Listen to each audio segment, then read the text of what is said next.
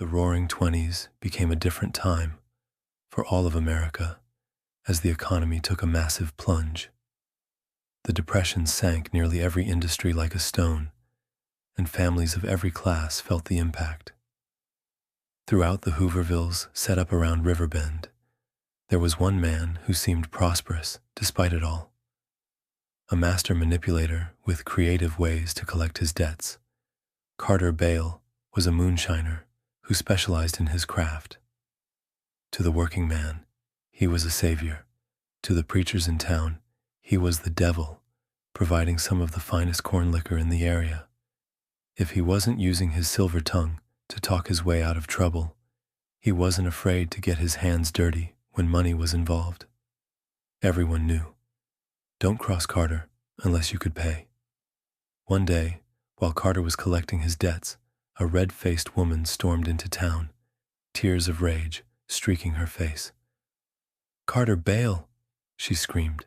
He stepped forward, arms crossed. Without warning, she slapped him hard across the face. "My boy will never see again because of you. He wandered into the woods last night and came home smelling like an oil lamp." Carter wiped his cheek and sneered. "Well, ma'am, seems to me like you ought to watch your young'un a bit closer. Shame he won't be watching nothin' ever again, 'cause of you." He spat at her feet, her face twisted with grief and fury. "You're nothing but a schemin' thief. Your days are numbered, selling gut-rot liquor. Mark my words." She lunged forward and ripped out a handful of his hair. Though startled, Carter brushed it off as a woman's scorn. He had business to tend to. That night, deep in the woods, Carter stoked the flames of his still. He had 3 carefully hidden stills, a smart man's insurance against Johnny Law. As the fire crackled, a flicker of guilt pricked at him. He thought of the woman's tears. A glowing ember escaped the flame, landing near his ingredients. Flames erupted. "No!" he shouted, scrambling to smother the fire. Too late. The entire still was consumed before his eyes. And then, without warning, the flames vanished. Carter dropped to his knees, shaking. As he ran his fingers through his hair, his hand brushed the spot where she'd torn it out. "That woman!" Racing to his second still, Carter was relieved to see it intact. Trying to calm himself, he dipped a ladle into his brew. But when he tipped it into his mouth, a vile, black sludge poured in instead. He gagged, spitting and retching. "What the hell?" Still sputtering, he hurried to his last still.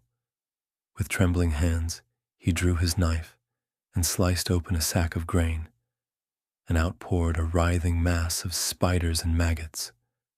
They crawled up his arm, skittering beneath his sleeves.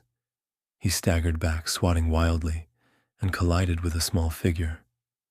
"Hi, Carter," a voice whispered from beneath a dark cloak. "You!" he shrieked, waving his knife. "Stay away! I'll gut you!"